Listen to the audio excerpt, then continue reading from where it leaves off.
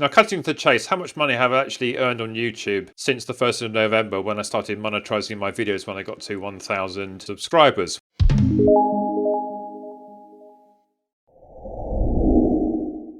Hello everybody, hope you're doing okay. Now normally I talk about running, be running shoes or some sort of stats based thing, but I thought I'd talk today about YouTube itself. Now, as you may know, I've got to about 1,000 subscribers last November, and I've been doing YouTube videos regularly for about the last 18 months. I can't say I'm really naturally overly good at them, but it's been a bit of a challenge for me because I'm naturally quite a shy person. But I do like talking about running, so hope you like something of the things I talk about. Now, cutting to the chase, how much money have I actually earned on YouTube since the 1st of November when I started monetizing my videos when I got to 1,000 subscribers? Well, the answer is I've just got my first money in the other day, and it was a princely sum of £77.25, which is basically my earnings for November and December.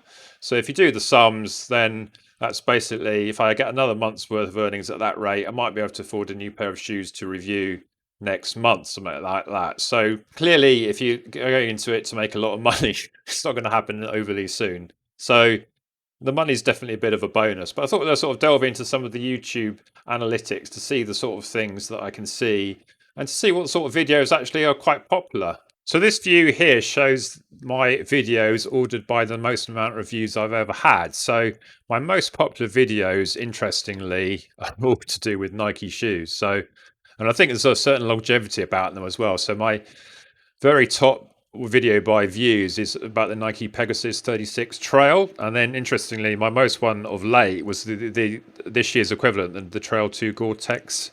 So I think it definitely shows that if you're into reviewing shoes, best to get a Nike one out. And even the one that's sort of next after the Nike one, the Asics Nova Blast, there was I even compared it to a Nike shoe. And then after that, I have some of my sort of what I call as my unique offerings as my shoe offs when I run in different shoes and compare them. So it looks like my Adidas one there, when I compared 4 different types of Adidas shoes, did that last summer. That's got me 5,500 views.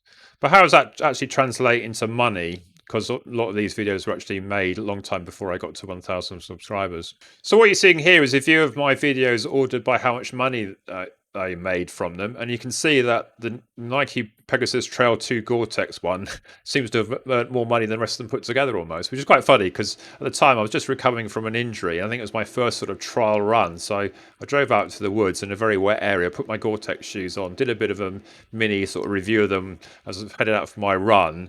Well, I say run, it was actually more of a run walk. I think I stood in a few puddles to demonstrate how waterproof they are, and I also weighed my socks before and afterwards. And it seems to have gone down well. I think that's probably because it's just sort of a Nike shoe and people want to search for it. But it's also pleasing that some of my more statistical ones are there. So, how to run a sub-3 marathon, that was basically quite a lot of research because I had to work out what were the equivalent times for, say, a 5K, 10K and a half marathon, plot a few graphs and talk about it. And it was only a 5-minute video, not even a 5-minute video. So sometimes it shows that these sort of short and sharp ones can work quite well.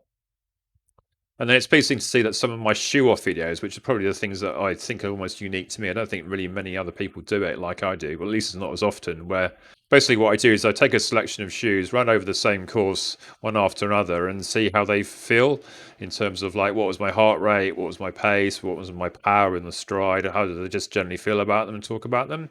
So it takes a lot of effort. A, because it's quite a lot hard running to do it, then I've actually do the analysis.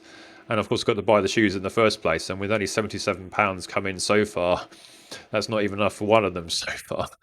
But also, a few of my statistical ones here, like marathon shoe count, where I counted up how many shoes there were in various races, half marathon standards, cadence of elite marathon runners, and even did one here on the Garmin Smart Scale, which is a bit of diversion from a normal running thing, but it's quite interesting to monitor your weight. And I think that's one of those ones that people looking for it will probably still find that in the months to come.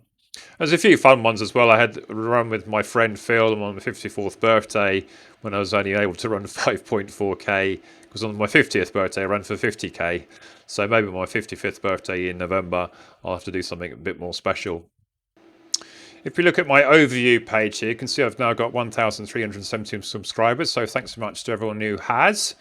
Appreciate if you haven't yet to subscribe. I don't normally ask because I always think it's a bit of a cheat to I keep asking because I think people want to watch the videos, but it seems to be the done thing. So please subscribe if you can, and I'll be very happy because I do look at those numbers quite a lot, actually, even though I don't ask about it. As you can see, adding in November, December, and then January, I've now an estimated revenue of just over £100. So maybe I've got enough to buy a shoe, which is good. My Mrs. G, Sue, will be pleased, I'm sure.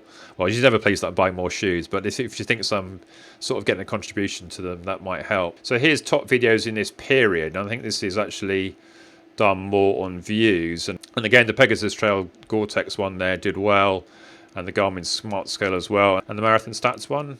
And with the Adidas shoe off, and interesting though, the Nike Next Percent did a comparison of 3 pairs at different stages in their wear. Another one I enjoyed was doing this Garmin Track App one. That's a sort of a feature on the Garmin that to make your running around a track a lot better than it ever used to be. And this one is a really historical one. This is the first day I got my MyRun Technogym treadmill.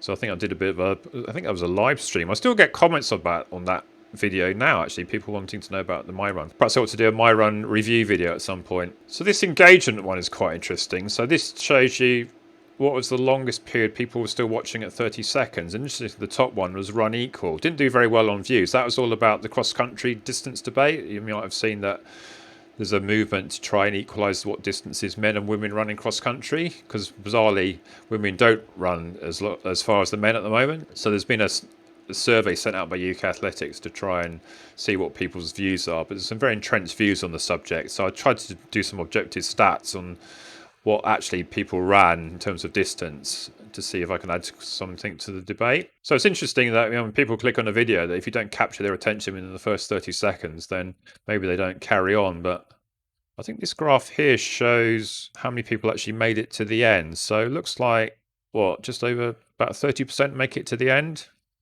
Maybe a bit more make it almost to the end. Maybe they get bored of the last few seconds or something. But yeah, you can sort of see just a steady drop off. I mean, I suppose if you've got a message, I suppose that you need to get it out in the first half, haven't you? Otherwise people get bored and just move on. That's kind of why I don't like to keep asking for people to subscribe, because if some videos I'll see, like, you know, they would spend, say, a minute on some sort of B-roll intro, another minute on telling you to subscribe, and you might get to about here before they're actually telling you, before they start talking about what they want to talk about. So you think, well, I'm bored of it by then. I'm off to somewhere else. Here's some figures from the audience. So the geography is quite interesting because I'm in the UK, so it's only 22% of my viewers come from the UK, fairly evenly distributed between the UK and the States. And then must be an awful lot of countries other than that, because that only takes like 40% between the UK and US. So there's quite a lot of probably European countries. If I expand that, yeah, we get countries from all over the place, which is nice. Another one that's interesting here, I'm now actually age 54, so it seems that majority of my audience are actually younger than me. So maybe that's slightly flattering. When I hit 55 in November, I think my entire audience will be younger than me. Maybe that's something to be pleased about. What's perhaps is not quite so pleasing that almost my entire audience is male, which I suppose is not too entirely surprising, because the 50-year-old bloke talking about running and stats and all that stuff like that is a bit geeky, I suppose, isn't it? Another one's interesting here that I think a lot of people say that the people actually viewing the content, only just under 24% of them have actually subscribed. So yeah, again, if you haven't subscribed yet, please do.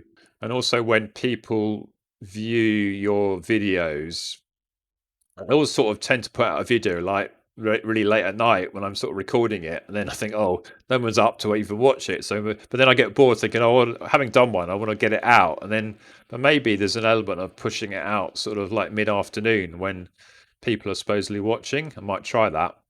But that is GMT time, of course. So if a lot of my viewers are in the States, then if I put one out like now, which the time's about 10 o'clock, then that must be prime time in the States. But maybe in the UK, people have already given up and gone back to bed. Although in lockdown that we're currently in, I'm sort of staying up to all sorts of hours of the day because I don't need to get up too early in the morning because I was only going for, am I? And what else did people watch? Well, not surprisingly, 2 channels that I watched quite a lot. So Seth James Damore and Ed Budd. Ed Budd's almost sort of the comedian of shoe reviews and extremely high output. In fact, both of these guys almost do daily. I mean, Seth does daily, doesn't he? That's sort of his trademark. And Ed, I think, does about 6 days a week on average. But he's actually becoming a really good runner of late. I think all the miles he's been clocking up reviewing shoes, I think he actually ran more miles than me last year, and probably in a race we'd be quite close these days. I think. I don't think I'll be quite so close to Seth, and he was doing a 65-minute half marathon. Even at my best 20 years ago, I would have been somewhat short of him. My best was 72:30, so he's in a bit of a different league there. So I hope you appreciate a bit of an insight into my channel and gives some food for thought for myself.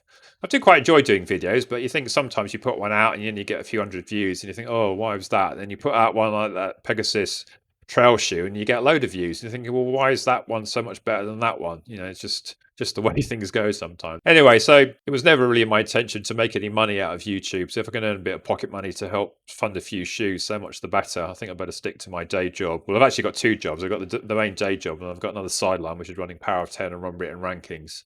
So I've got plenty of things to keep me going. So I hope you found this interesting and look forward to seeing you next one then. Bye.